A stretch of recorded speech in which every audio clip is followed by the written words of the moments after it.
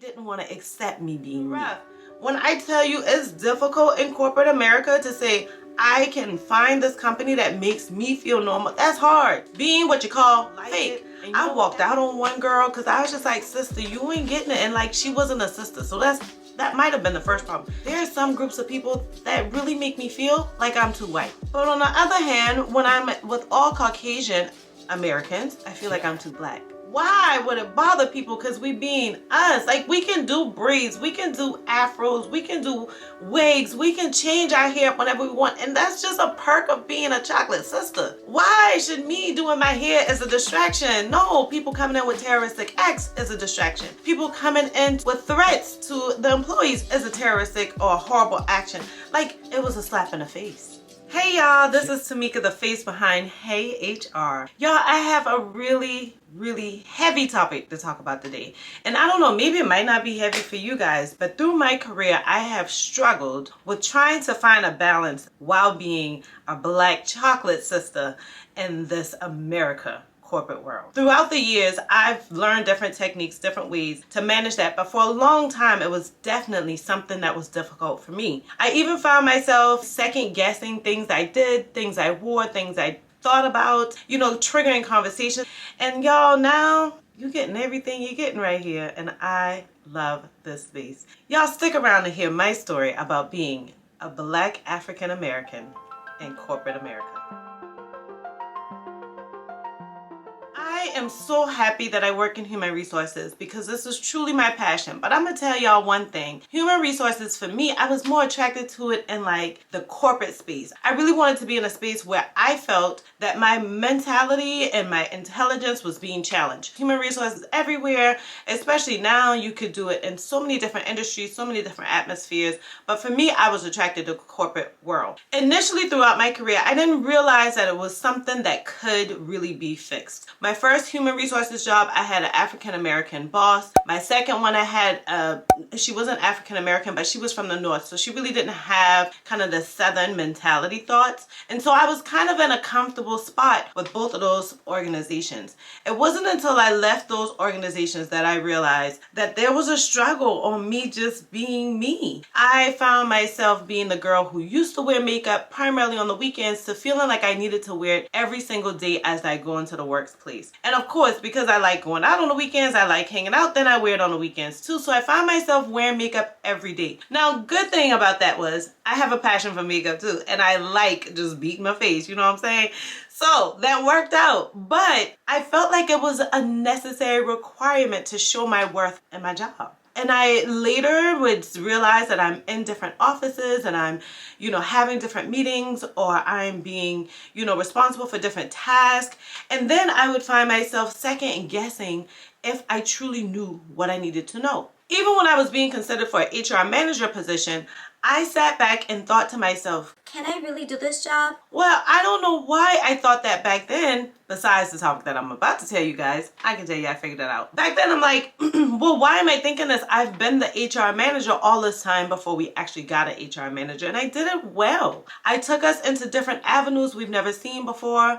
I not only implemented different software, created different policies, revamped policies for the better, and it made a good change across the entire organization, but also started relationships that the organization didn't have, created processes that made everything so streamlined. I became the go-to person for everything HR in that organization. So why, now that I'm being considered for this position, am I thinking I can't do it? The crazier thing about that is that I actually applied for HR manager position at that organization and was offered an HR Generalist job. If y'all see my video about the 3 dumbest mistakes I made, then you guys know that I already talked about that in full. Well, I'll never do that again. I'm going to take the offer for a job that I actually applied for.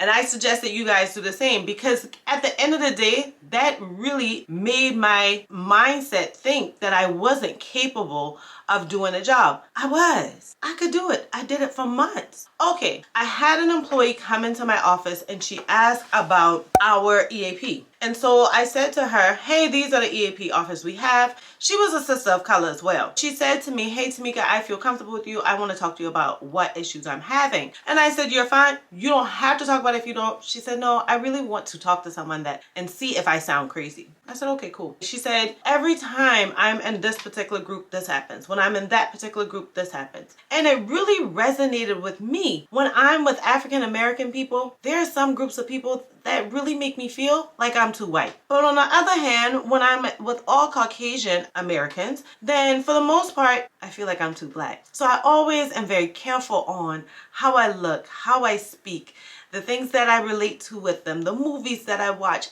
I never change which movies I watch. I would just find myself trying to fit into that conversation, even though I'm not even watching their movies. I'm not even watching their TV shows. And I am such an extrovert that is always really obvious when I step out of the conversation. I normally am very much engaged with the conversation at all times. In those instances, I would just give a smile, give a nod, ha ha ha, being what you call fake. After that employee asked me about the EAP, she researched a counselor.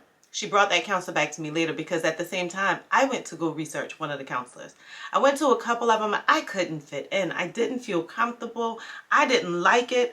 I walked out on one girl because I was just like, sister, you ain't getting it. And she wasn't a sister. So that might have been the first problem. She couldn't relate at all to what I was telling her. And I thought to myself, I need somebody that understands what I'm saying. So when this employee came back to me with my current counselor's information and I reached out to my counselor, y'all, I did weekly or maybe bi-weekly sessions for months. And I literally cried on every time. And we talked about different topics every time. One of my homework assignments was to research imposter syndrome and just come back with what I found. And I found out that that was me. Imposter syndrome is heavy in the African American community, y'all. And working in the corporate America just does nothing except inhibit the growth of the imposter syndrome for us. The minute I realized that, the minute I realized ways to kind of combat that, things went easier for me on how I felt. Things went rough for the organization where I was. They didn't want to accept me being me. Even a couple of my leaders, because we literally only had 2. And so let me change that. We had 3. We had 2 who were African American and 1 who was biracial. 1 who was African American, he ended up resigning. The other 2 stayed there and they wanted to make me feel as though I was wrong. I got so many conversations back to me where they have talked about me to other people. I have had them just not be true to me anymore. I sat down and had conversations with each one of them and walked away thinking, I feel good because I let that out. But through that conversation, I realized I can't trust them. I can't. They didn't relate. They tried to change my mind. Oh, Tamika, you're going crazy. Y'all, don't let nobody call y'all crazy with imposter syndrome. It is what it is. I am now doing something that I've never seen anyone in my immediate family do. I'm stepping out for dreams I haven't seen accomplished in my immediate family. Why can't I do what I know I have the skills, the capabilities, the intelligence to do? I can do it. I went on to other organizations, did well. I'm now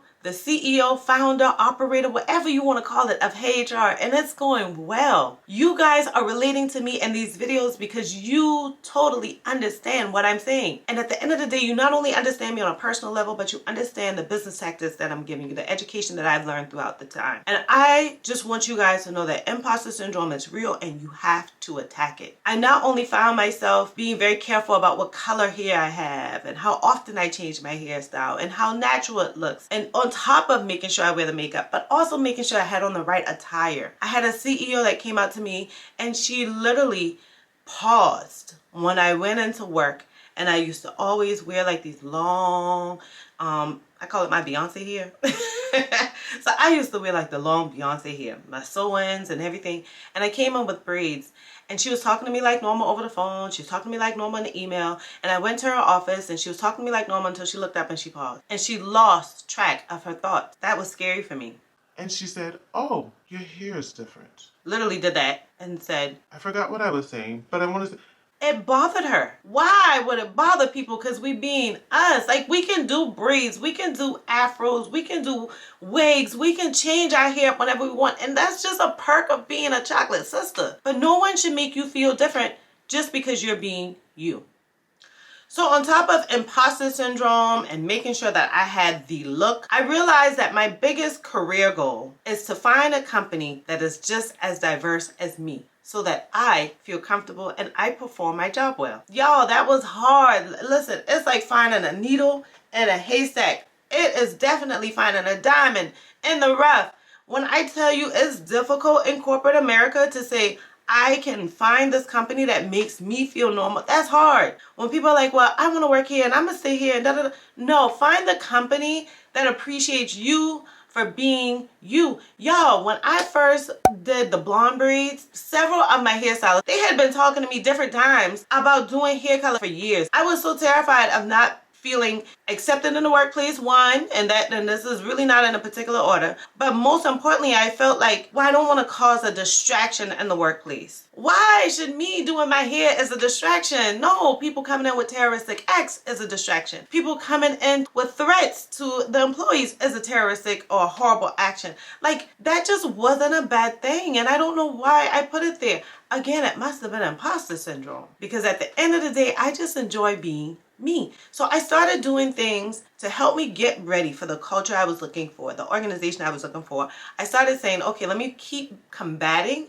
against imposter syndrome. So some of the things I did was that I started focusing myself around people who looked like me, who were in places where I wanted to be, or at least workspaces. And that was, getting on social media and following, the VP of HR, who's also an African-American sister, or the person that's working for CBS News or for BET and the marketing. And y'all, let me tell y'all something. As I'm circling myself around these people, watching them come up on my LinkedIn, watching them come up on my Instagram, I just kept feeling more empowered that I can do this. Another thing was I constantly kept the serenity prayer near me at all times. I never really cared about personalizing my office, but whenever I did anything to make it personal for me, I always had the serenity prayer right there. There are two other poems that I kept close to me or that I would revisit from time to time. Super short one. Guys, type it up, print it out, whatever, put it close to you.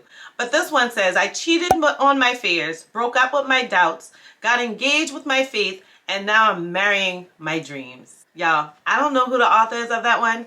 Found it on social media, recreated it, made it look like mine, and I absolutely love it. It helped me because I did cheat on my fears. I did break up with my doubts, and I got engaged to my faith, and yes, I'm marrying my dreams. So another poem that I really love because it totally made me feel normal. And I found this one so many years ago. Like, if you guys just see how it's printed out here, like, I'm going to read this one to you guys too. And I keep this one primarily in like my home office or my bedroom. The title of this poem is Being Black in the Workplace. They take my kindness for weakness. They take my silence for speechless. They consider my uniqueness strange. They call my language slang. They see my confidence as conceit. They see my mistakes as defeat. They consider my success accidental. They minimalize my intelligence to potential. My questions mean I'm unaware. My advancement is somehow unfair. Any praise is preferential treatment. To voice concern is discontentment. If I stand up for myself, I'm too defensive. If I don't trust them, I'm too apprehensive. I'm defiant if I separate, yet I'm fake if I assimilate. So constantly I'm faced with workplace. My character is constantly under attack. Pride for my race makes me too black, yet I can only be me. And who am I, might you ask? I am that strong Black woman who stands on the backs of my ancestors' achievements with an erect spine pointing to the stars with pride, dignity, and respect, which lets the workplace in America know that I not only possess the ability to play by the rules, but I can make them as well. Oh, I got this in an email and it shook me. I mean, it still does. Especially when I don't read it for a while. It does. Especially as I grow in my career. It does. It's a powerful one, y'all. I can't tell y'all how many parts of this was so true for me throughout my career. Just because I'm different doesn't have to be strange. I can never get an acknowledgement. I would have co-workers who do the most tiniest achievements and we have to plaster it all over the wall. We have to put on a company newsletter. We have to give them a pay increase. And I would work my ass off and create things they've never seen before. Wouldn't even get paid a pay increase. I bust my behind working for an organization that I absolutely loved. I love our mission, our vision, our value. I love what we were doing. But behind the scenes, I worked hard. They created a recruiting program that was just none they've ever seen before. And I literally picked up the ball and went running with it. They fired the director of human resources, which I was surprised for, but I wasn't really surprised. She didn't know HR. But guess who did the job when she left? Y'all, I stayed there for an entire 2 years. and never got paid.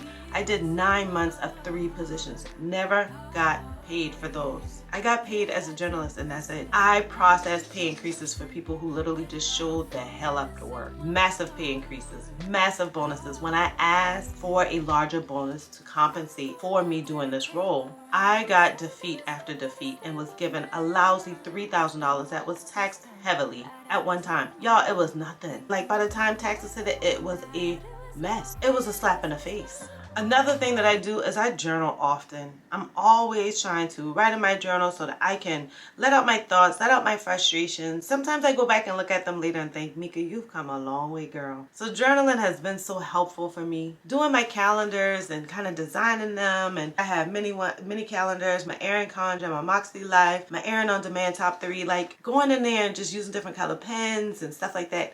It relaxes me. Cleaning my house relaxes me. Seeing my relationship with my daughter get better over time relaxes me. Finding my boundaries and sticking to them and realizing I can get a moment of rest relaxes me. And that has helped me combat imposter syndrome.